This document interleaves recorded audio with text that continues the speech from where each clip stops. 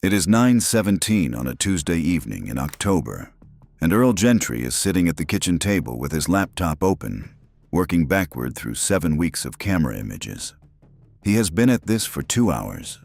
Outside the window in front of him, the yard is dark beyond the reach of the porch light, and past the yard the corn crib sits in the October dark, its sliding door latched the way he left it that morning. He is on frame 47 from October 11th. The timestamp in the lower corner reads 4:34 p.m.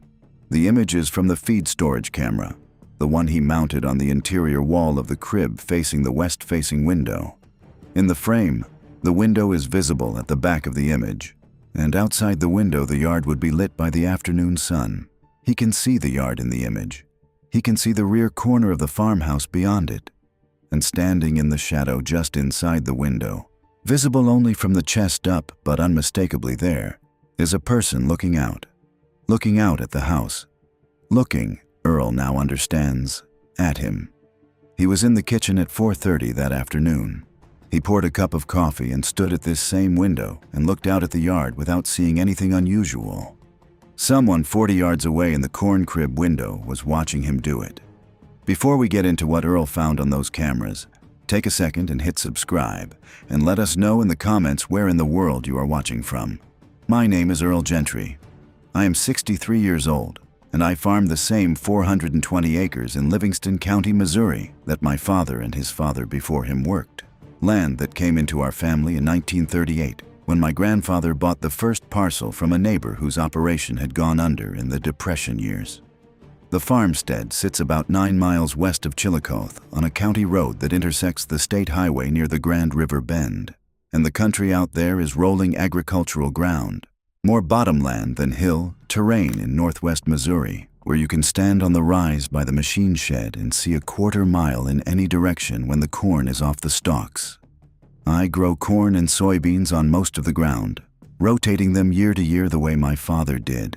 And I run a small hog operation in a confinement building east of the main barn, 60 head of feeder pigs at a time, 3 turns per year. I have been doing variations of this work since I was 8 years old and old enough to be useful, and I expect to be doing some version of it until I cannot anymore. My wife Ginny works at the Chillicothe Public Library, has for going on 22 years, and she is the more sociable of the two of us by a distance. She knows the county the way librarians know things, which runs toward thoroughness and close attention to the parts other people pass over. Our children are grown and live elsewhere in Missouri, our son in Kansas City and our daughter in Columbia.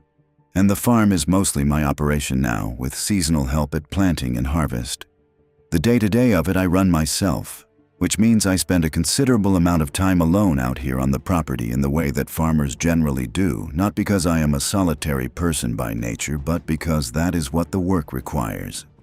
You learn to be comfortable with the quiet when you farm.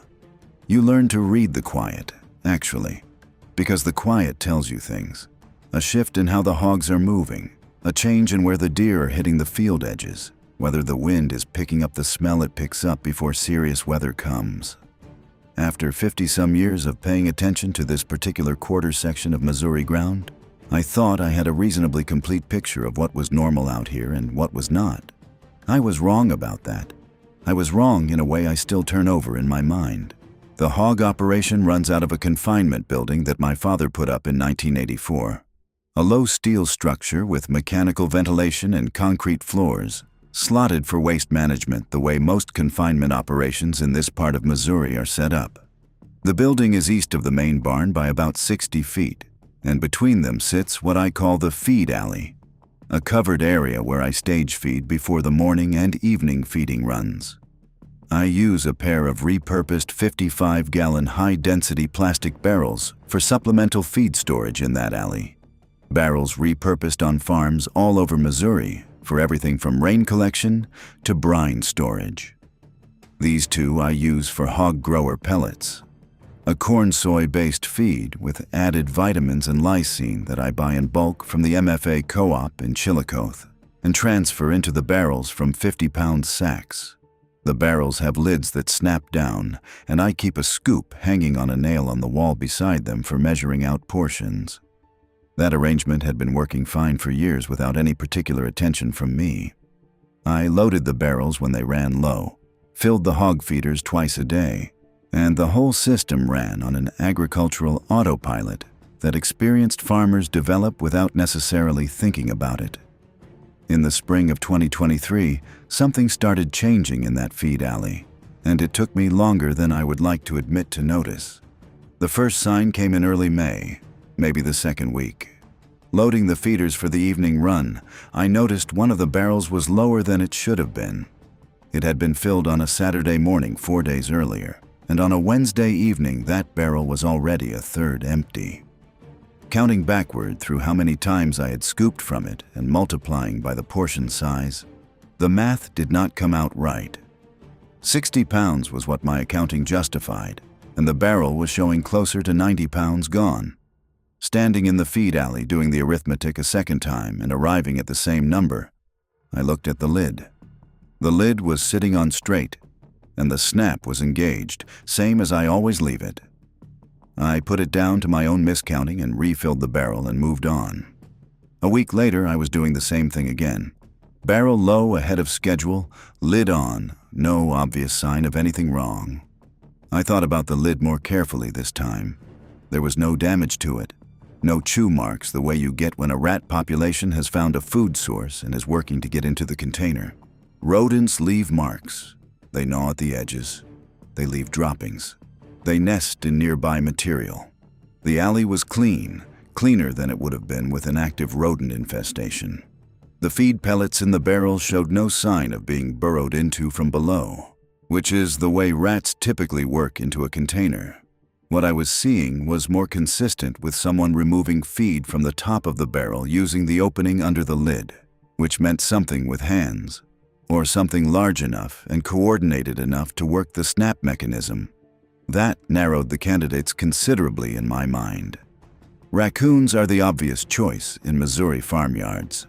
They have the dexterity for latch mechanisms if the latch is simple enough, and they are persistent and clever about food sources in a way that can genuinely frustrate a farmer over time.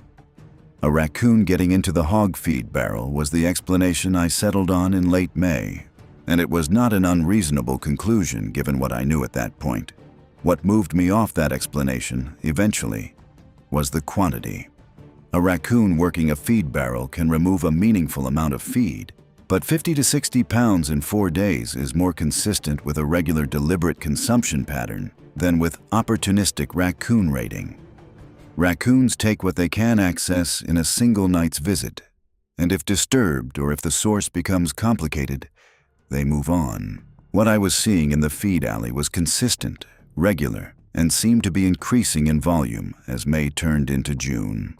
By the second week of June, I was finding the barrel down by 20 pounds every 2 to 3 days, and I had not found a single track, a single dropping, or any other physical evidence of an animal in the area. The concrete floor of the feed alley is smooth enough to take a print, and I was going out every morning now and checking it, and every morning I found nothing. I put up the trail camera on June 14, 2023. It was a Wild Game Innovations Terra that I had been using for deer during the previous hunting season, a 10-megapixel unit with infrared night imaging, a camera that most rural Missouri households have at least 2 of, priced in the range where you do not feel bad leaving them out through a hard winter.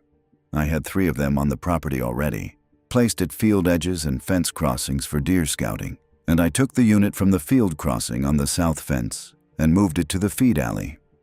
I mounted it on a wall bracket about shoulder height, angled it to cover both barrels and the approach from the alley entrance, and ran the settings to take a 3-image burst whenever the passive infrared sensor triggered. The camera stores images on an SD card that you pull and review on a computer. It does not send images to a phone. You go out, you collect the card, you bring it inside, you plug it into the laptop. That is how I have always done it with the Terra cameras. And it means there is a delay between when something happens in front of the camera and when I actually see it, which matters more in this story than I would have preferred. On June 17th, I pulled the card. 3 days of images. I had been checking the barrel daily and the feed loss had continued. Roughly 15 to 18 pounds gone over those 3 days. I loaded the card into the laptop that evening after supper. The first night, June 14th into June 15th, the camera captured 31 images across 3 trigger events. 2 deer passing through the alley at different hours, which was not unusual since the alley is an open covered space and deer cut through it on their way between the east field and the creek drainage to the north. 1 raccoon at 2:18 in the morning, at the barrel, working the lid. I watched the image burst carefully. The raccoon was on its hind legs, front paws on the barrel lid, testing the snap mechanism. It was there for the 3 images, and then gone in the 4th burst an hour later when it triggered again from a different direction. I noted that a raccoon had been at the barrel, but the degree of lid engagement I could see in the image, and the size of the animal, did not match the volume of feed going missing. The second night, June 15th into June 16th, had 12 images. A possum, a second raccoon passed through, what appeared to be a domestic cat moving through the alley at 11:41 p.m. No feed contact visible in any of the images. The third night, June 16th into June 17th, produced 6 images, all blank triggers from something passing through the sensor detection zone, too briefly to resolve on the infrared. Night 3 was the one I went back to 3 times before I was done with the card. In the 4th image burst from the night of June 16th to 17, time-stamped 3:07 a.m. The 3-image sequence showed the following in the area near the barrels. The first frame showed the alley empty. Image 2 placed a figure near the far barrel, crouched at barrel height. In the 3rd frame, the alley was empty again. The figure in image 2 is present for roughly 1 second of the 30-second sensor window, which means it was moving quickly. The infrared quality at that distance and at that speed of movement was not sharp. What I could say with confidence was this: the shape in that frame was upright when approaching, had crouched to barrel level during the frame, and moved away faster than the camera could capture a follow-up. What I could see in that blurry half-second was not the proportions of a raccoon or a possum or a cat or a deer. What I was looking at was the proportions of a person. I did not want to reach that conclusion. I went through the logic more than once over the next 2 days. A person in the feed alley at 3 in the morning eating hog grower pellets from a barrel is a scenario that does not have an obvious rational explanation, and I was resistant to it for that reason. The feed loss was real. The image was blurry but not ambiguous in its proportions. I told myself there were other explanations I had not considered, and I pulled the card again 3 days later looking for more information. What I found on the June 20th pull was 2 additional blurry frames from the night of June 18th, both showing a figure in the alley in the early morning hours, both too brief in duration to produce a sharp image. In the better of the 2 frames, the figure was at the barrel, lid off, with an arm reaching down into the interior. The arm was a human arm. I am not a person who panics. I have had situations on this farm over the years that required clear thinking under pressure. Machinery breakdowns at critical planting times, a hog disease outbreak in 2009 that required me to make difficult decisions quickly, events that farming produces regularly enough that you learn to manage your own reaction before you manage the situation. What I felt looking at those June 20th images was not panic. What I felt was a very specific version of unease that I have not experienced before or since. The particular quality of realizing that something you did not account for has been happening in your immediate world for an unknown length of time without your awareness. Someone had been coming to my feed alley at night. They had been eating out of my hog feed barrel. They had been doing this for weeks, and until I had a camera up, I had no idea. I did not call anyone in June. I told Ginny what I had found, in general terms, and she thought I should call the sheriff right away, which was a sensible position that I did not take. What I did instead was move the camera to a better angle, lower and closer to the barrels, and I waited for the next pull. I told myself I wanted more information before I brought in anyone official. That was partly true. It was also partly that I was not yet certain enough in what I was seeing to make a formal report, and partly that there was something about the situation I did not fully understand, and I wanted to understand it better before I handed it to someone else. The July 8th pull changed what I was willing to wait for. On the night of July 7th into July 8th, at 1:33 in the morning, the camera triggered on a 27-image burst covering just over 14 minutes. The figure was at the barrels for most of that time. The new camera angle and the lower placement gave me a sharper view than any of the June images. I loaded the card on the morning of July 8th, and I sat at the kitchen table and went through the images one by one. And by the time I reached image 12, I had stopped and gone back to image 1 and started over. The figure was a young man. He appeared, based on what I could judge from the camera's infrared capture, to be somewhere in his early 20s. He was wearing clothing that had once been a pair of jeans and a work shirt, both of which were in a state of deterioration that clothing reaches when it has been worn continuously for an extended period without washing. The shirt was missing most of its buttons and was being held closed by what appeared to be a piece of baling twine looped through 2 of the remaining buttonholes. The jeans were torn at both knees, and the cuffs had unraveled up to mid-shin. His hair was long and matted, and he wore no shoes.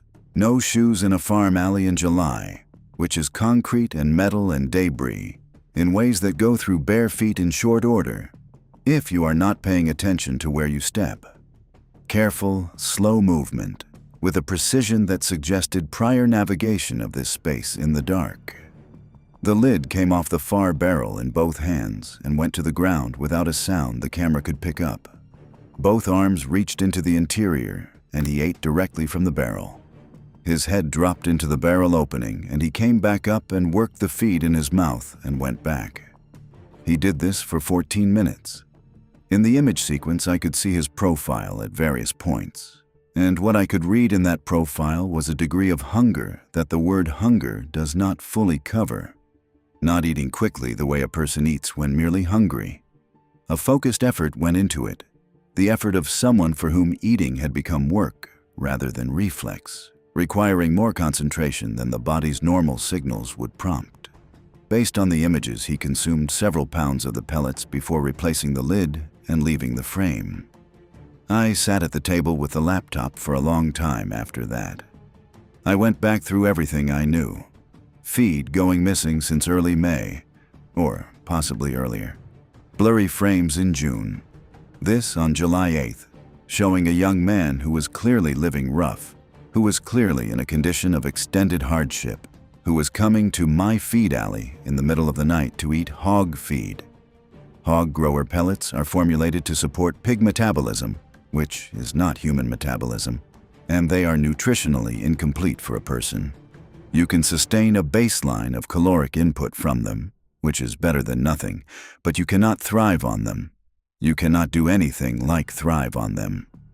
What I was looking at in those images was a person surviving on what was available, which happened to be my hog feed. The question of where he was coming from sat with me hard. The feed alley was 40 yards from the farmhouse, and the corn crib sat another 20 yards east of that. A narrow tree line along the fence boundary ran north of the crib, and beyond it, the ground dropped toward the Grand River drainage. Brushy and rough country that flooded in spring and dried hard in summer. Coming from that direction was one possibility.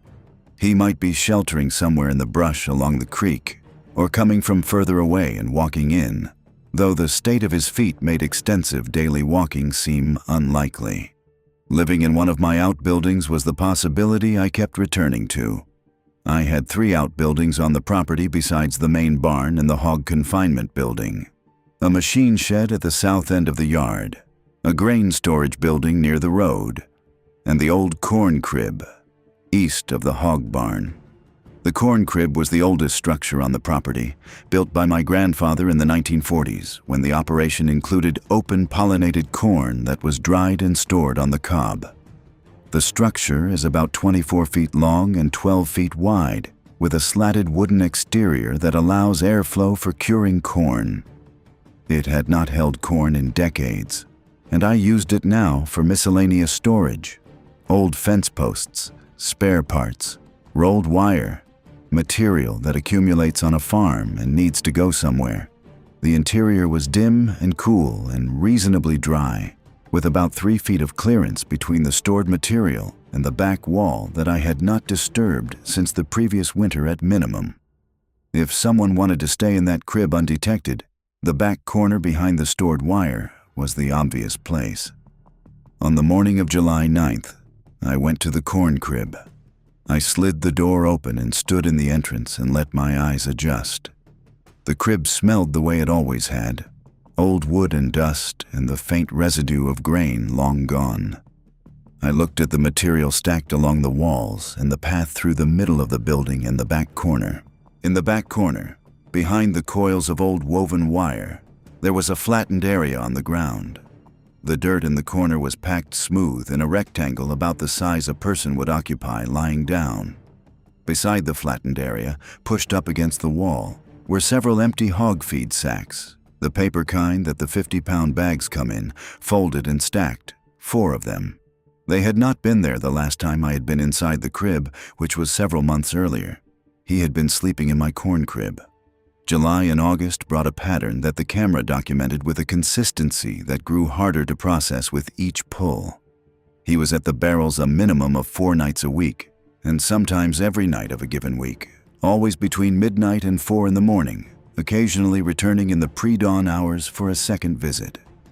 The July images showed him in roughly the state I had first seen him in, deteriorated but functional, moving with care and economy.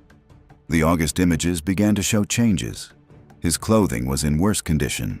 His movements were slower.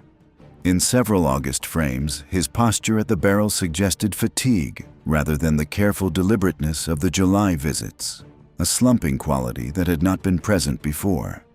In an August 19th burst, he sat down on the concrete floor of the alley after finishing at the barrel and did not move for the duration of 11 images, roughly 5.5 minutes, before he stood and left. Ginny had been pressing me to call the sheriff since July, and I had not called. I told her I wanted to understand the situation better. What I understood from August was that the situation was getting worse, not resolving on its own, and that the person I was watching deteriorate across my SD card images was in a degree of trouble that went beyond trespassing and theft of agricultural feed. September brought 2 developments that compressed everything I had been managing to a much tighter space. On September 7th, the corn crib camera I had installed at the end of August, aimed at the back corner sleeping area, captured him during daylight hours for the first time. Not late daylight, not the margin of dusk, but 2:11 in the afternoon, lying in the corner on his back, face visible and pointed at the roof of the crib. He was either sleeping or unconscious or so exhausted that the distinction had ceased to matter. I could see his rib cage clearly through the remains of his shirt. He was thinner than he had been in July by a degree that my eyes could not measure precisely, but my gut registered immediately.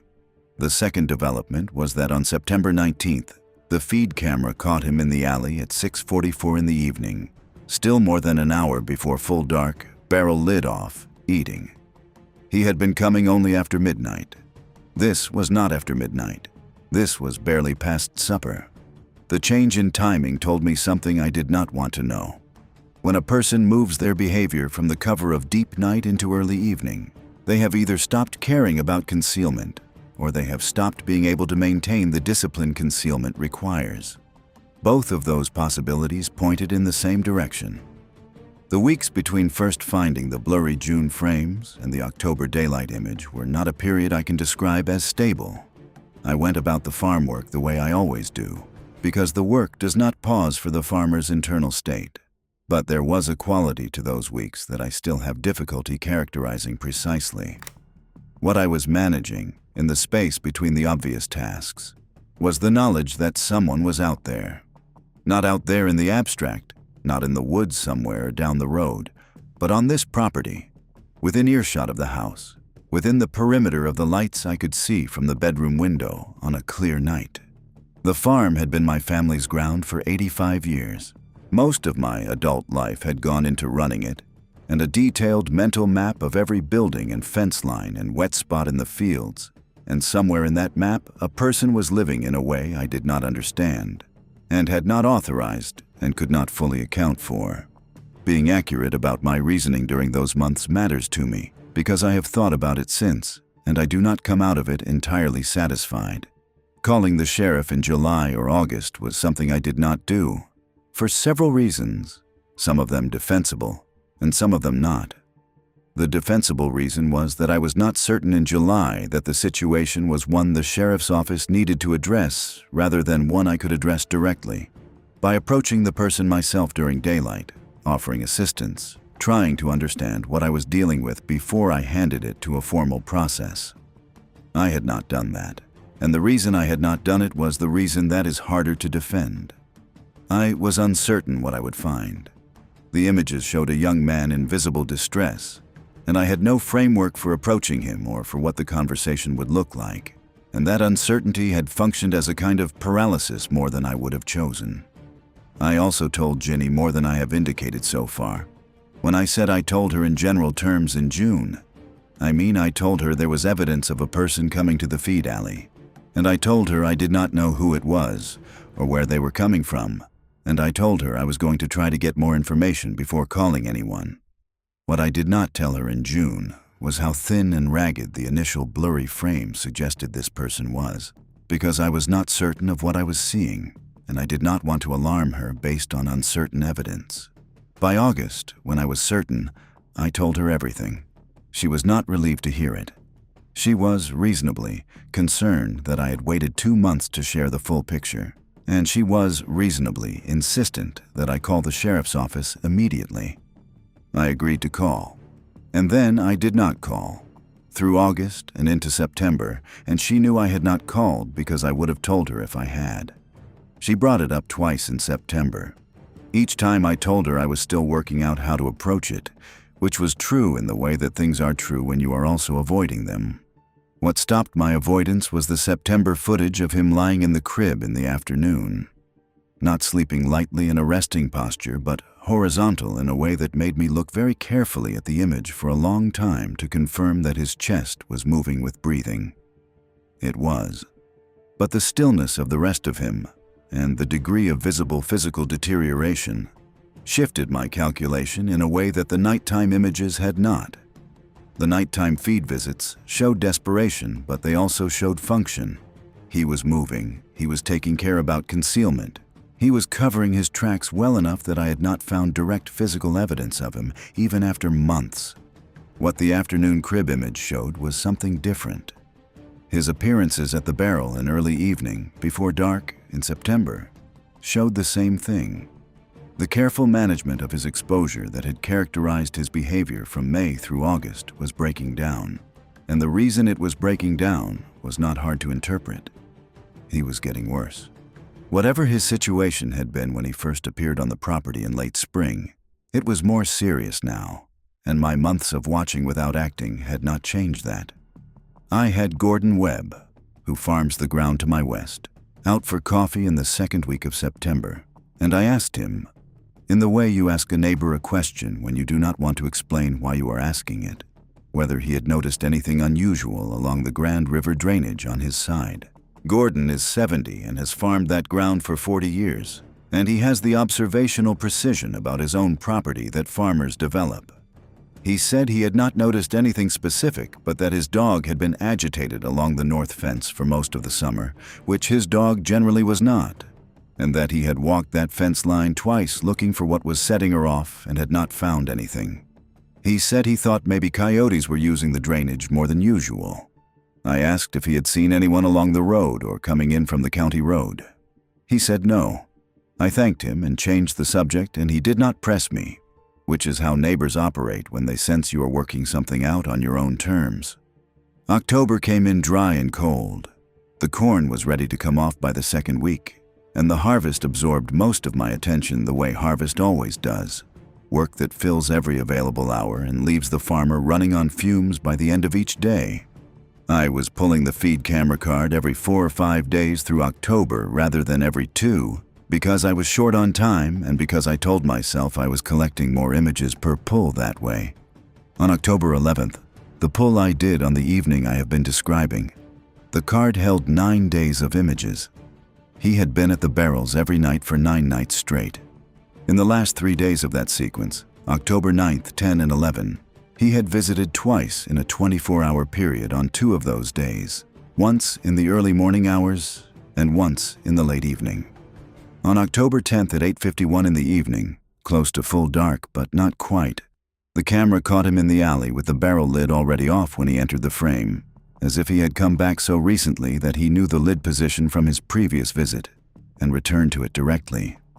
On October 11th, 2023, at 4:34 in the afternoon, frame 47 in the sequence I am looking at right now at this kitchen table, the corn crib camera captured him in the window. He is standing at the west-facing window of the corn crib. The window is a single pane glass about 12 by 18 inches, set in the slat wall at roughly chest height. He is standing at it looking out.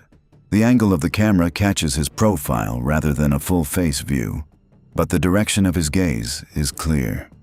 He is looking out that window at the farmhouse. At 4:30 in the afternoon, in mid-October, the sun is still high enough that the farmhouse yard is fully lit. The kitchen window, the same window I'm looking out of right now, would have been lit from the inside. I was home at 4:30. I was in this kitchen. The kitchen window was what he saw from there, and he was watching it. 40 yards away, in the corn crib, watching my kitchen window in the afternoon light, and I had poured a cup of coffee and stood at that window looking at the yard and seen nothing unusual because I had not been looking at the corn crib window. You do not look at buildings you own on your own property expecting to see someone inside them looking back at you. You look at the weather and the field edges and whether the hogs are moving right and whether the sky looks like rain. The gaze goes outward. Your own corn crib is not a place you check for faces. I put both hands flat on the table and looked at that image on my laptop screen for a long time. Then I picked up my phone and called Ginny at her sister's house in Chillicothe, where she was having supper. She picked up after 2 rings and asked if everything was okay. I told her I was going to call the sheriff in the morning. I called Deputy Clay Branson at the Livingston County Sheriff's Office at 8 in the morning on October 12th. He picked up on the second ring, which was not how calls to the sheriff's office usually go, and I told him I had a situation on my property I needed to report in person rather than over the phone. He asked if I needed a unit right away. I said no, it was not an emergency of that kind, but I would like to show him something as soon as he was available. He said he could be out by 10. He was out by 9:40. Clay Branson had been with the sheriff's office for 11 years, a tall man in his late 30s who had grown up in Carroll County, one county over, and had a deliberate conversational style that rural law enforcement people develop, where they ask the second question before they fully react to the answer to the first one. I had dealt with him twice before on minor matters, a trespassing issue along the south fence in 2019 and a question about a neighbor's ATV on the county road. And both times he had handled things without making them larger than they were. I walked him through the images in sequence, starting from the blurry June frames and working through to the October 11th daylight frame. We sat at the kitchen table, and I ran the laptop through each pull, and he watched without saying much until we got to the July 8th images, at which point he asked me to slow down. He looked at the July sequence for several minutes without speaking. Then he asked when these were taken. I said July 8th. He asked if I had reported it in July. I said no. He looked at me in a way that said what he did not need to say and asked why not. I gave him an honest answer, which was that I had been trying to understand the situation better before I brought in the office. He nodded once and did not pursue it, and we moved on through August and September to October. When we got to the October 11th frame, he sat back from the laptop. He asked how long I thought this person had been on the property. I told him that based on the camera record, the feed barrel visits went back to June 14th at the earliest, but that the feed levels had been dropping since early May, which meant the person had been coming before the camera went up. He did the arithmetic. He said that was 5 months at minimum. I said that was my calculation. He asked if I had been in the corn crib since the July images. I told him I had been in the entrance but not all the way through to the back corner, and I told him what I had found in early July, the compressed sleeping area and the stacked feed sacks. He asked if I thought the person was in the crib right now. I told him the feed camera had triggered at 6:17 that morning, which was the October 12th morning, and the image showed the barrel lid off and feed level down from the previous evening. So either very early this morning or late the previous night, the person had been at the barrel. Whether they had returned to the crib after that, I did not know. We went to the crib together, Clay with his hand not on but near his service weapon, which I noticed and which I understood. He slid the crib door open slowly, and we stood in the entrance while our eyes adjusted. The back corner was empty of any person, though the sleeping area was there, the compressed dirt rectangle, and it had been disturbed since my July visit. More material had accumulated in the space. 3 additional feed sacks, torn open and laid flat as a ground cover. A section of old burlap that had been in the crib for years, now moved to the corner and folded into a rough sleeping pad.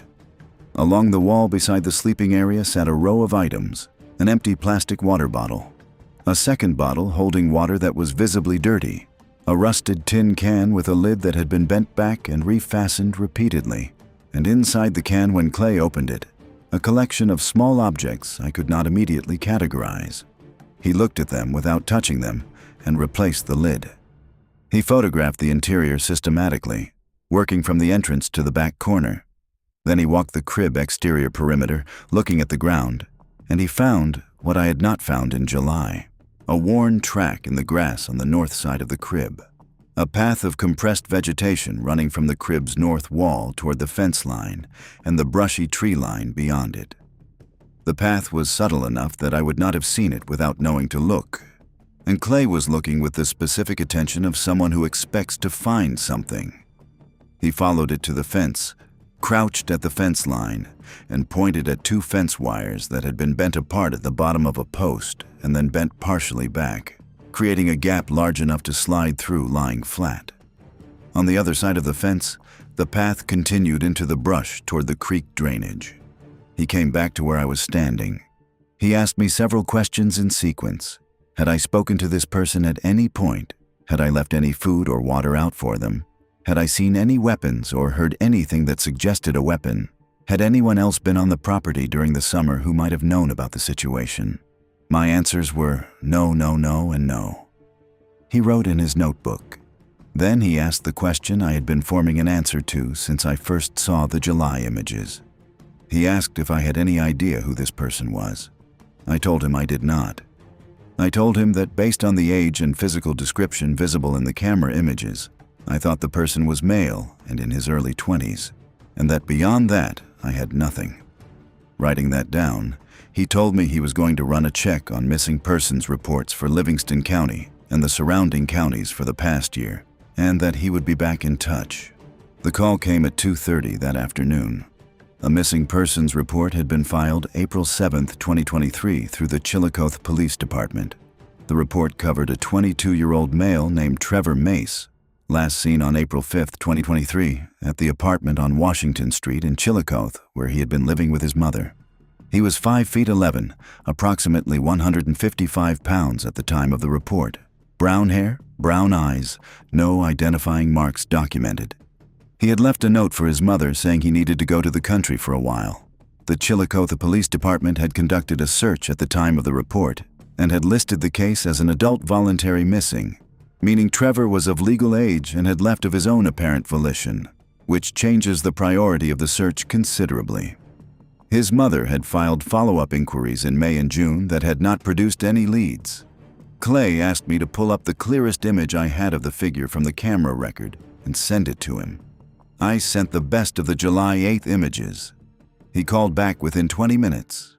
The person in the image was consistent with the description in the missing persons report, he said, and he was going to contact Trevor's mother and the Chillicothe police, and that he wanted to put a close watch on the corn crib and the feed alley to establish whether Trevor was still on the property before they made any attempt to approach him.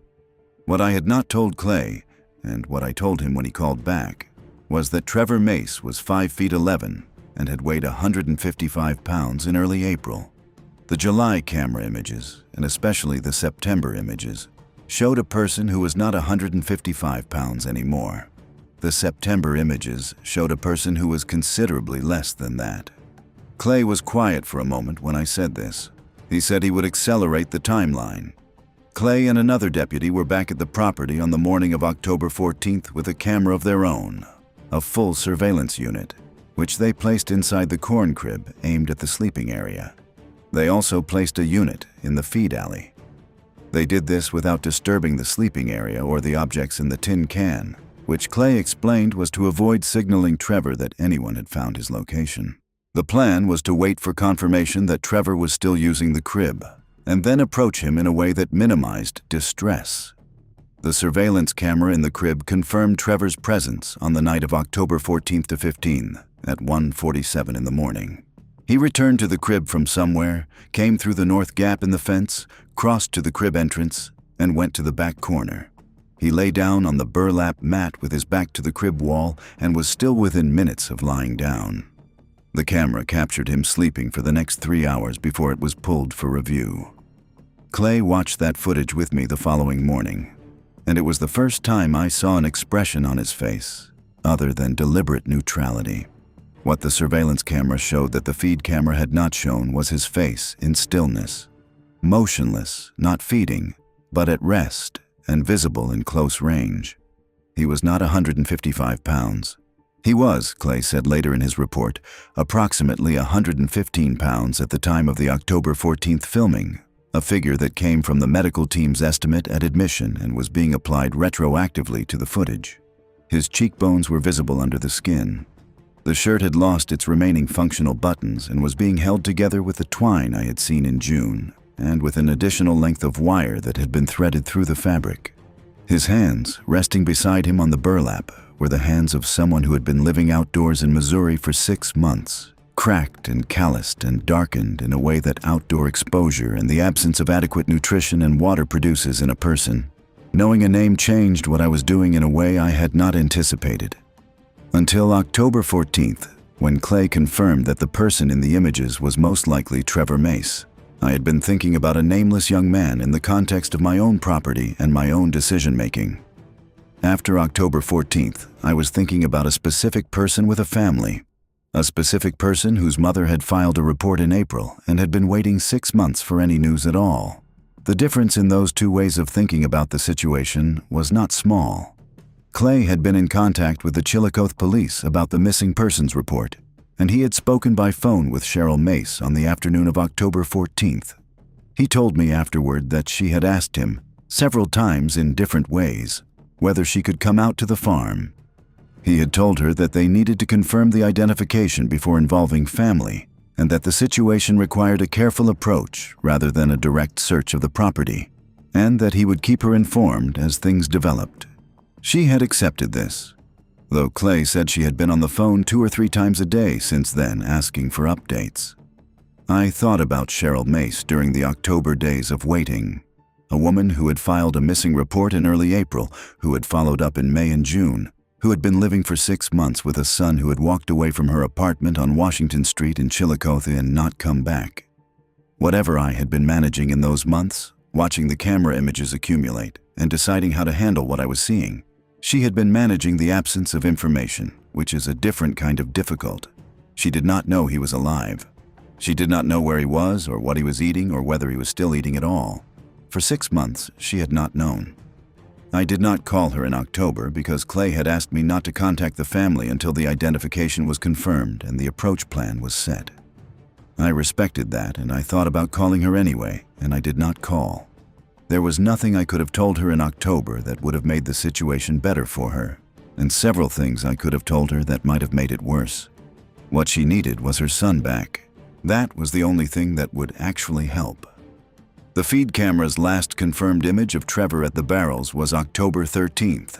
Between October 13th and October 29th, when the crib surveillance camera showed his return, a period of 16 days, we did not know where he was. Clay had coordinated with the sheriff's office and the Chillicothe police to have any reports of a person matching Trevor's description in the county or the surrounding counties forwarded directly to him. No such reports came in during those 16 days. My own daily checks of the camera feeds showed nothing. Gordon Webb, my neighbor to the west, called me on October 18th to tell me his dog had set up along the north fence again 2 days in a row. The same kind of agitation he had mentioned in September. I called Clay with that information. He said it was consistent with Trevor moving through the creek drainage and staying on the north side of the fence line, and that the drainage offered substantial cover and some access to fresh water from the creek itself. which would explain how he had managed the summer. Clay put that together into a picture of Trevor's 6 months on and near the property that I found both logical and deeply unsettling to hear laid out.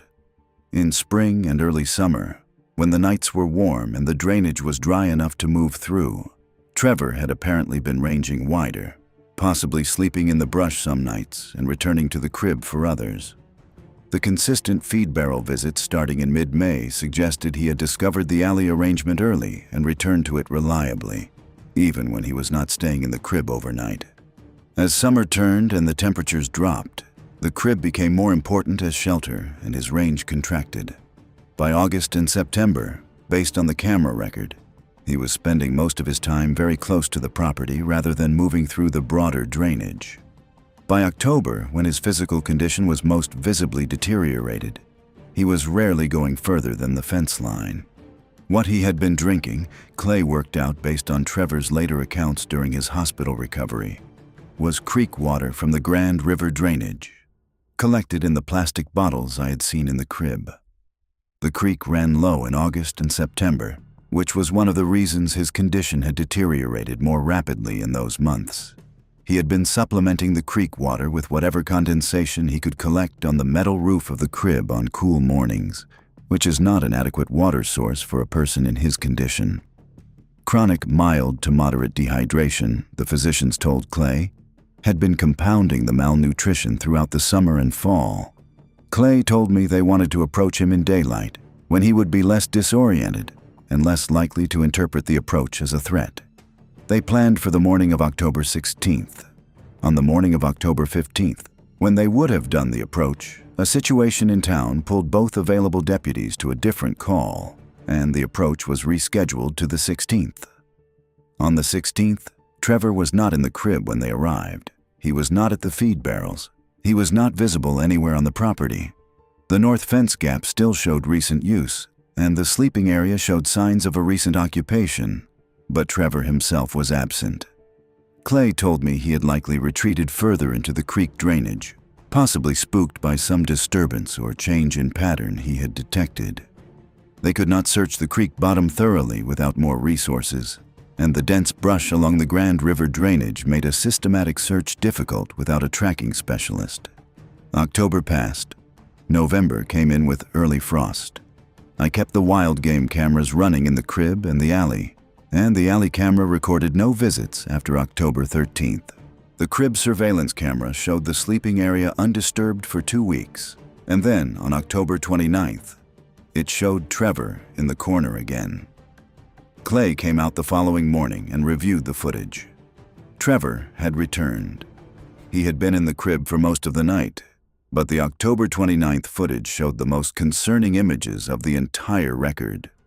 He was moving more slowly than in any prior footage, and at one point he stopped in the middle of the crib interior and stood with his hand on a wall support for several minutes without moving, a posture that Clay and I both read as disorientation rather than rest. The November cold settled onto northwest Missouri in a way that October's early frosts had only suggested, and I found myself checking the crib surveillance card every morning with a kind of urgency I had not applied to the October pulls. A person without adequate nutrition and shelter becomes hypothermic in ambient temperatures that a healthy person would only find uncomfortable. The overnight lows in early November in Livingston County were falling into the mid-20s by the end of the first week.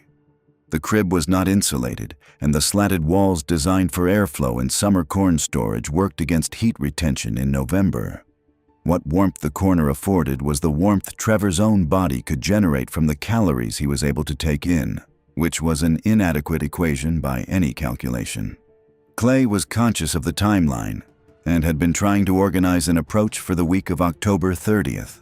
The October 29th crib footage that confirmed Trevor's return gave him what he needed to move forward, and he coordinated with the rescue team and his own office for an early morning approach on November 2nd.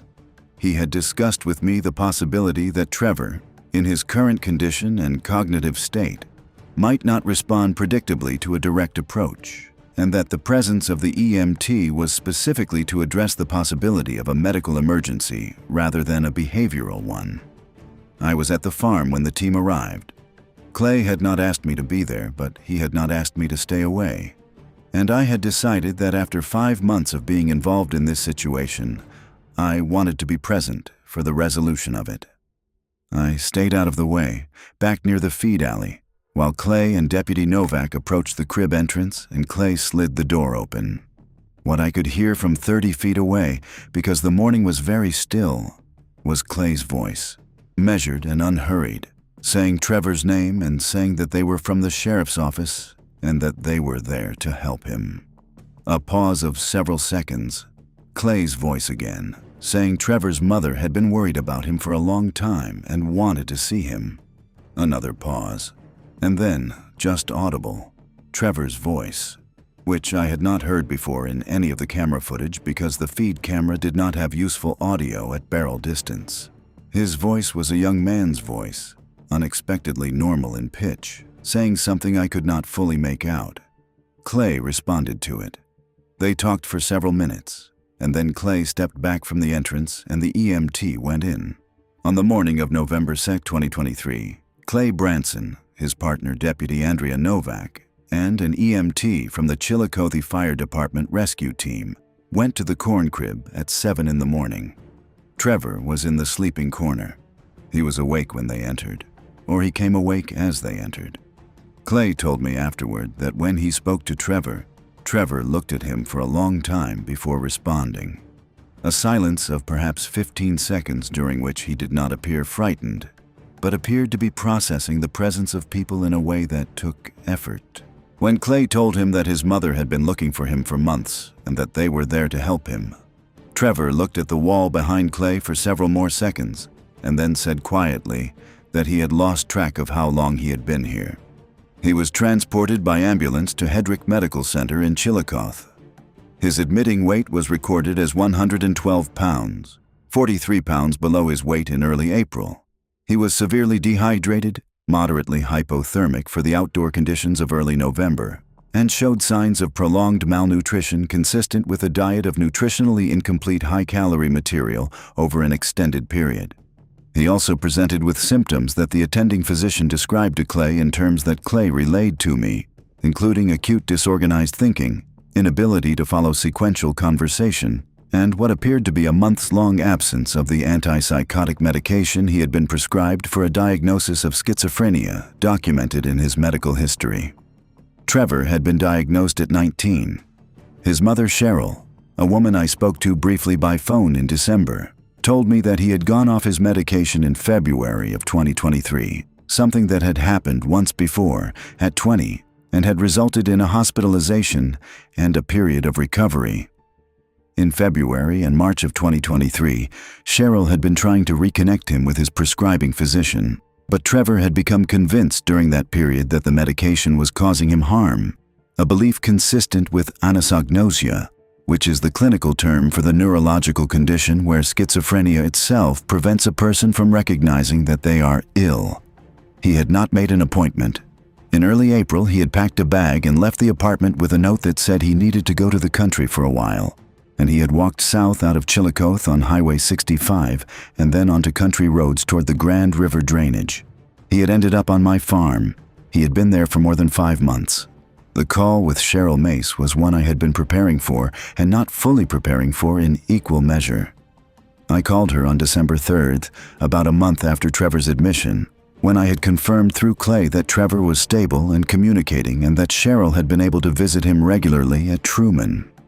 I introduced myself and said I was the farmer whose property Trevor had spent the summer on, and she was quiet for a moment, and then she said she knew who I was. She thanked me for calling the sheriff's office when I did, and I did not tell her I had waited until October to do it. I do not know whether Clay had told her about the timeline of the camera record and when I first became aware of the situation, and I did not offer that information. I understood in that moment why I had not offered it, and the understanding did not make me particularly comfortable. She said Trevor was talking clearly again, more clearly than he had been in years, she said, and that the team at Truman had him on a medication regimen that seemed to be working better than the previous one. She said he had asked about the corn crib and about the farm.